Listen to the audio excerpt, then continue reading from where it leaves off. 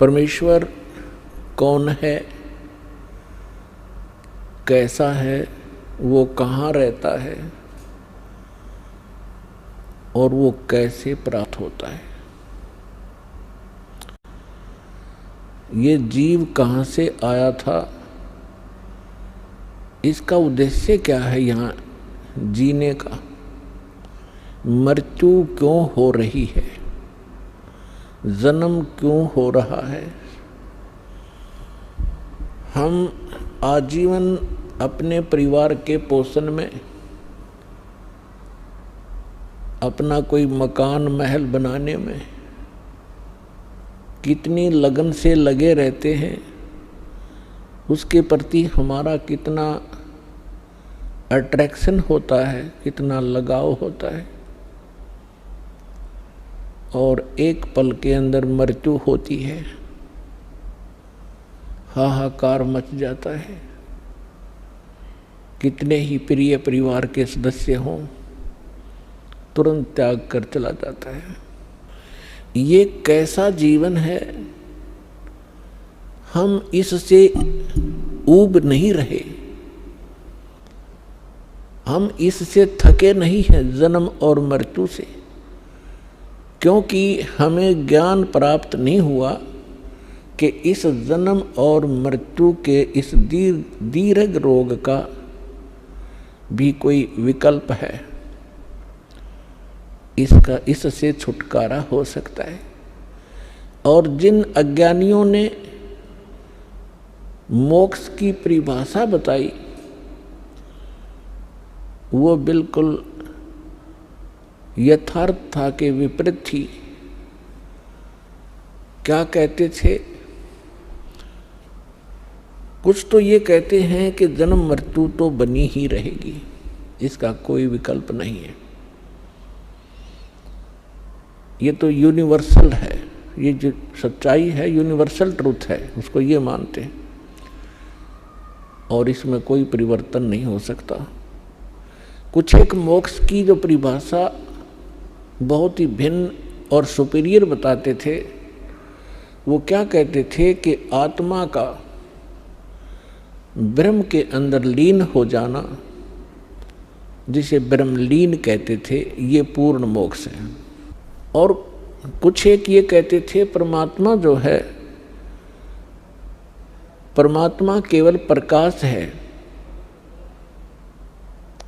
ये तो विधान रहा जब तक परमात्मा कबीर जी कलयुग में अपना ज्ञान देने के लिए नहीं आए। उसके बाद परमात्मा ने आकर के खुद अपनी अमृत वाणी में यथार्थ अध्यात्म मार्ग और यथार्थ भक्ति विधि बताई और अपने निज स्थान का ज्ञान कराया। हम कहाँ रहते थे, हम कौन हैं, कहाँ से आए थे, हम इस जन्म और मृत्यु के कष्ट को क्यों उठा रहे हैं, हम ऐसे लोक में रह रहे हैं जहाँ कोई जीव स्थायी नहीं है। यहाँ के राजा नासवान, प्रजा नासवान होनी ही थी, यहाँ के भगवान नासवान, तो जीव अन्य प्राणियों का फिर क्या अस्तित्व। तो उस परमेश्वर ने जब तक ये अपना निज स्थान सतलोक सचखंड नहीं बताया था और उससे परिचित कुछ महापुरुषों को नहीं कराया था, तब तक हम केवल ब्रह्म को ही अंतिम ब्रह्म प्राप्ति अंतिम उपलब्धि मानते थे। और हम अधिकतर अपने विष्णु जी और शंकर भगवान को, विष्णु भगवान जी को हम सर्वेश्वा मानते थे। सर्वेश्वर महेश्वर अजरो अमर हैं, इनका कोई माता पिता नहीं है। केवल ब्रह्मा जी को नासवान कहा करते थे ये हमारे नकली धर्मगुरु। विष्णु जी और शंकर जी को अजरो अमर मृत्युंजय कालज्य सर्वेश्वर महेश्वर बताया करते थे। परमात्मा के ज्ञान को सुनकर एक नकली पंथ चला राधा स्वामी, और उस राधा स्वामी पंथ वालों ने जो राधा स्वामी पंथ के प्रवर्तक माने जाते हैं, कहे जाते हैं, श्री शिवदयाल जी, पन्ना गली आगरा वाले, उन्होंने परमात्मा की डेफिनेशन कैसी बताई? मूर्खों को भी हंसी आवे। उस परम धनी की बताई डेफिनेशन को यदि आपको अभी सुनाएं, दिखाएंगे, और उस अज्ञानी के पीछे करोड़ों की संख्या में भोली आत्मा लग गई उसको परम संत मान के, क्योंकि उसने कुछ पहले से भिन्न ज्ञान दिया अध्यात्म। उसने क्या बताया कि सतलोक है, ऊपर 4 लोक। कबीर परमात्मा का एक शब्द है, करने नो दीदार महल में प्यारा है। उसको पढ़कर अपने अज्ञान के आधार से उसको डिफाइन किया, उसका अनुवाद किया। उसमें पढ़कर के उसने क्या सुनाया कि एक सतलोक है, फिर अलख लोक है, फिर अगम लोक है, फिर अकय अनामी लोक है। उसके बाद फिर उसके अनुयायियों ने क्या बनाया कि सतलोक है, अलख लोक है, अगम लोक है, अनामी लोक है, और उससे ऊपर साडा राधा स्वामी लोक है। यानी और 5वां गढ़ दिया उन्होंने अपनी अज्ञानता के कारण। और श्री शिवदयाल जी को वो राधा स्वामी कहने लग गए, क्योंकि श्री शिवदयाल जी की धर्म पत्नी का नाम नारायणी देवी था। उसको प्यार से लोग, अन्य श्रद्धालु राधा जी कहा करते थे, और शिवदयाल जी को श्री कृष्ण माना करते थे। इसलिए श्री शिवदयाल जी को राधा स्वामी कहने लगे। जैसे कोई उमा स्वामी कहता है, उमा स्वामी, उमा का स्वामी कौन? भगवान शंकर। उमा स्वामी जो है, उमा स्वामी कहने का तात्पर्य है श्री शंकर जी को संबोधित कर रहा है वो व्यक्ति जो उमा स्वामी कह रहा है, यानी उमा का पति। राधा स्वामी, ये राधा का पति श्री शिवदयाल जी थे। अब श्री शिवदयाल जी क्या थे? श्री शिवदयाल जी कैसा अध्यात्म ज्ञान रखते थे और क्या उनकी भक्ति विधि थी? पुण्यात्माओं,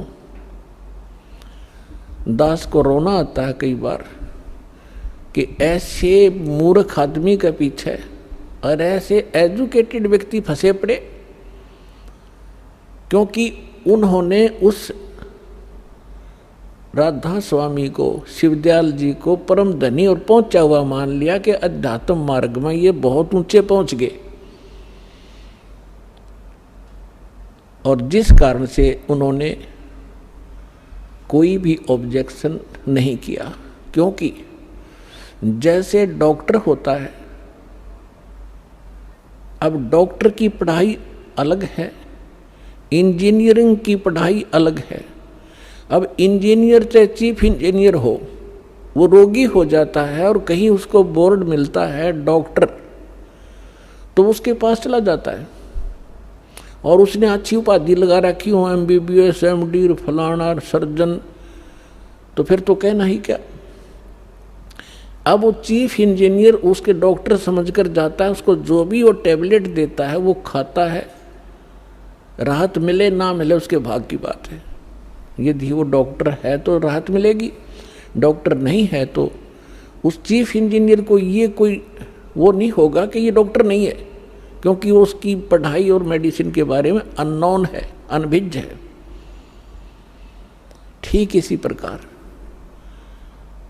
इस ग्रुप के अंदर जैसे हाईली एजुकेटेड व्यक्ति भी हैं, जैसे IAS, IPS, कर्नल, मिलिट्री के जो कर्नल, लेफ्टिनेंट, तहसीलदार, SDM, जज, अब उन्होंने वो पढ़ाई अलग पढ़ी हुई है और ये अध्यात्म पढ़ाई भिन्न है।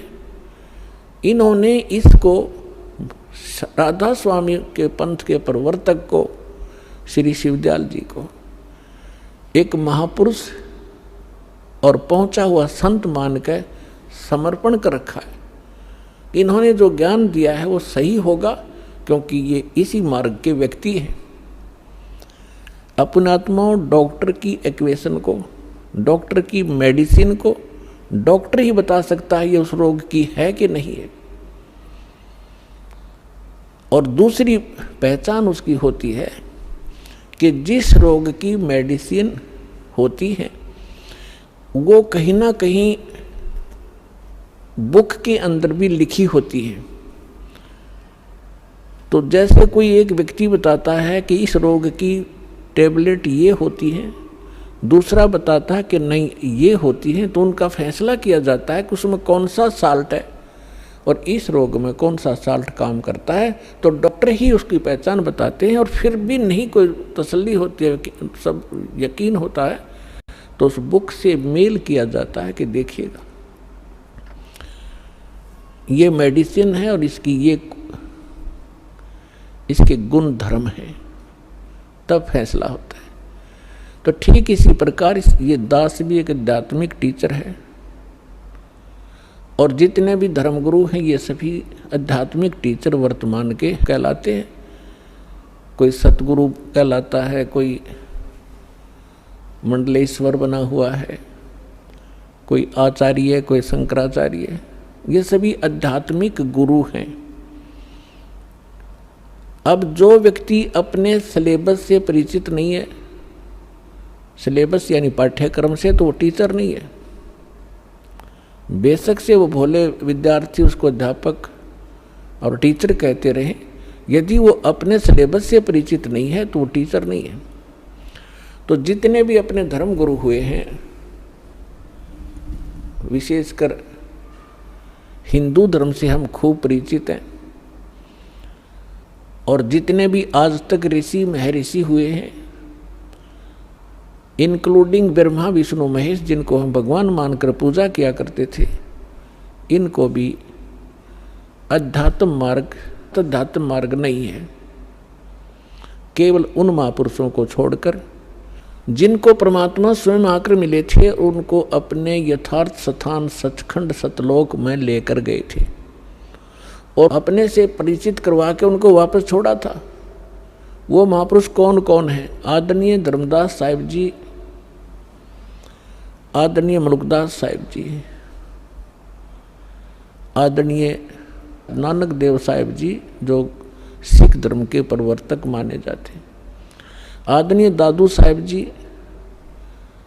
आदरणीय गरीबदास साहिब जी गांव छुडानी जिला जज्जर हरियाणा वाले, आदरणीय घीसा दास साहिब जी गांव खेखड़ा और जिला अब बागपुर हो गया है, पहले मेरठ था, ये उत्तर प्रदेश वाले, आदरणीय स्वामी रामानंद जी काशी वाले, बनारस वाले। इन महापुरुषों को परमात्मा सीधे मिले जैसा परमेश्वर का विधान है।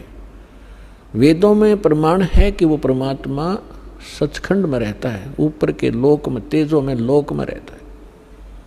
वहाँ पर एक बहुत बड़े गुम्बद में, एक बहुत बड़े सिंहासन पर और मुकुट समेत विराजमान है, जैसे राजा विराजमान होता है अपने तख्त पर, अपने सिंहासन पर। ऊपर छतर है उस मालिक के सिर पे। परमात्मा मनुष्य सदृश है, नर आकार है। वो वहां से गति करके आता है, वहां से चलकर आता है, सशरीर आते हैं भगवान और अच्छी आत्माओं को मिलते हैं, दृढ़ भक्तों को मिलते हैं। वेद प्रमाणित कर रहे हैं कि परमात्मा ऐसी लीला करता है। और पुण्यात्माओं, विश्व का कोई भी व्यक्ति ऐसा नहीं है जो वेदों को, श्रीमद् भगवत गीता को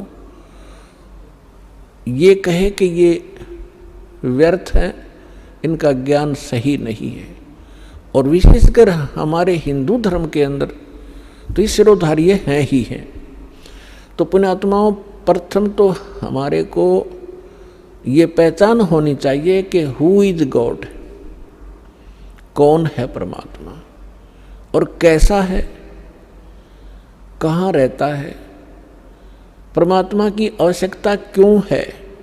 उसके पाने के लिए राजाओं ने राज त्याग दिए और ऋषि महर्षियों ने आजीवन अपनी साधना करके शरीर खत्म कर दिए। तो कैसा है वो भगवान, कैसा है वो स्थान जिसके लिए ऐसी नौबत सहन करनी पड़ी और लगे रहे, आज तक हम लग रहे हैं। तो इसलिए वो फिर मिलता कैसे है। जिस समय आपके ये सभी शंका समाधान हो जाएंगे, सभी कंसेप्ट क्लियर हो जाएंगे, तब तो आप भगत बनोगे। श्रीमद् भगवत गीता अध्याय नंबर 2 के और श्लोक नंबर 46 में कहा कि अर्जुन, जिस समय तेरी बुद्धि भिन्न भिन्न प्रकार के भ्रमित करने वाले वचनों से हटकर एक अध्यात्म ज्ञान पर स्थिर होगी, परमात्म ज्ञान पर स्थिर होगी, तब तो तू योगी बनेगा। गीता अध्याय नंबर 2 के श्लोक नंबर 53 में है, ये 46 में नहीं, गलती से बोल गया मैं। गीता अध्याय नंबर 2 के श्लोक नंबर 53 में कहा है कि, अब देखिएगा थोड़ा आपके रूप कराते हैं। ये है श्रीमद् भगवत गीता, गीता प्रेस गोरखपुर से प्रकाशित है और जयदयाल गोविंद का इसके अनुवादक है। गीता प्रेस गोरखपुर से प्रकाशित है। इसके अध्याय नंबर 2 के और श्लोक नंबर 53 में क्या लिखा है कि भांति भांति के वचनों को सुनने से विचलित हुई तेरी बुद्धि जब परमात्मा में अचल स्थिर ठहर जाएगी, तब तू योग को प्राप्त हो जाएगा।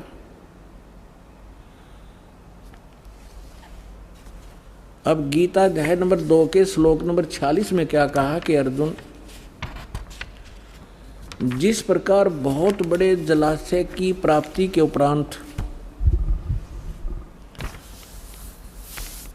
व्यक्ति की आस्था छोटे जलाशय में रह जाती है, यानी बहुत बड़ी झील मिल जाने पर, पहले जिस समय श्रीमद् भगवत गीता का ज्ञान बोला गया था, उस समय पूरे विश्व में सभी मानव इन सरोवरों के किनारे ही बसा करते थे, तालाबों के किनारे बसा करते थे, उसी से पीते थे, उसी से नहाते धोते थे, स्वच्छ जल होते थे, वर्षा खूब होती थी, वृक्ष बहुत ज़्यादा होते थे और वृक्षों पर वर्षा होकर के जड़ी बूटियाँ के साथ जल इकट्ठा हो, जड़ी बूटियों पर वर्षा होकर के वो जल बहुत ही अच्छा निर्मल और निरोगा होता था।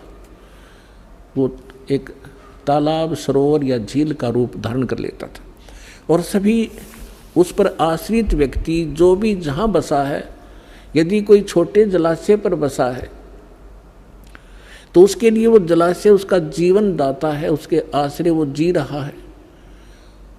और उस छोटे सरोवर में, छोटे जलाशय में, छोटे तालाब में 1 वर्ष वर्षा नहीं होती है तो उसका जल सूख जाता है, तो उस पर आश्रित व्यक्ति दुखी हो जाते हैं, उनको त्राही त्राही मच जाती है और वो विनाश को प्राप्त हो जाते हैं। ऐसा उस पर आश्रित व्यक्तियों को भी पता होता है कि यदि वर्षा नहीं हुई 1 वर्ष तो अकाल गिर जाता है और अकाल में सैकड़ों, हजारों, लाखों की संख्या में प्राणी मर जाते थे।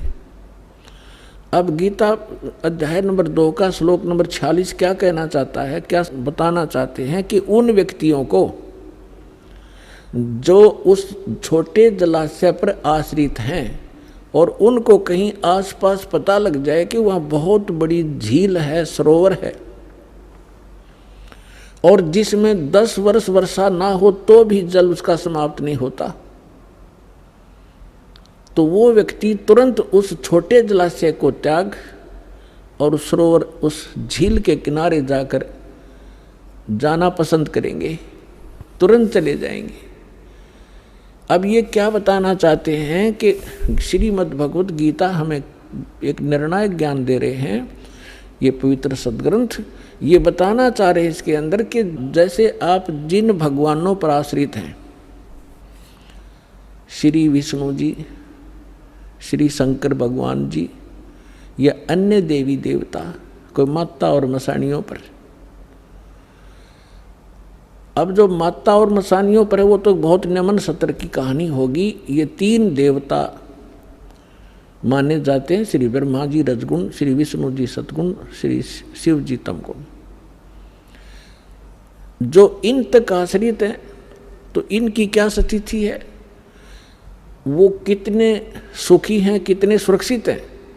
और इनसे ऊपर जिनकी बुद्धि उठी है, अपने आप को ज़्यादा सुपीरियर माना करते थे, वो कहते थे हम ब्रह्म पूजा करते हैं, हम ब्रह्मा विष्णु महेश की पूजा नहीं करते। तो ब्रह्म क्या स्थिति है, ब्रह्म क्या है, ब्रह्म कौन है, किसको ब्रह्म कहते हैं? इस ब्रह्म से ऊपर परमात्मा से अतिरिक्त, कबीर भगवान से अतिरिक्त आज तक हमें कोई बताने वाला नहीं आया था। और परमात्मा से प्राप्त ज्ञान के आधार से ये नकली संत, ये नकली पंथ राधा स्वामी वालों ने सारी नकल करके और झूठी उसकी अपने सत्र का जो उसको परमात्मा के यथार्थ ज्ञान को भी उलझा दिया अपने गलत अनुभव के कारण। तो उस सारे उलझे हुए अध्यात्म ज्ञान को फिर से सेट करने के लिए इस दास को भेजा है कबीर भगवान ने, उस परम अक्षर पुरुष ने।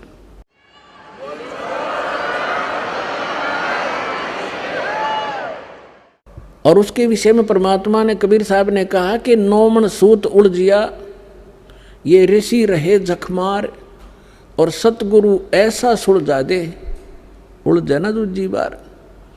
तो अब अध्यात्म ज्ञान को ऐसा सुलझा दिया दास ने कबीर परमात्मा की रजा से, उनके द्वारा दी गई बुद्धि और उनके द्वारा दिए गए सूक्ष्म वेद के ज्ञान से। अब ये कलयुग में अध्यात्म मार्ग को कोई उलझा नहीं सकेगा, भक्ति कोई करियो चाहे ना करियो। और भक्ति करेंगे, क्योंकि भक्ति के लिए तो सभी हम बढ़ते चले गए। पहले हम हिंदू बने, फिर ईसाई बने, फिर मुसलमान बने, फिर सिख बने, हम भगवान के लिए बढ़ते जा रहे हैं। अब राधा स्वामी बने, कोई निरंकारी बने,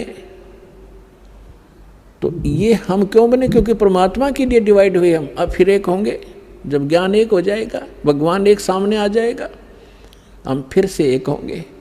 हम मानव हैं, जीव हमारी जाति है, मानव धर्म हमारा, हिंदू मुस्लिम सिख ईसाई कोई धर्म नहीं है न्यारा। ये आपके एक दिन हृदय में जगह बन जाएगी इसकी सच्चाई के साथ। एक तो फॉर्मेलिटी होती है, सच्चाई के साथ आप इसको स्वीकार करोगे कि हम भिन्न नहीं हैं, हम यहाँ के वासी नहीं हैं, हम सतलोक के रहने वाले।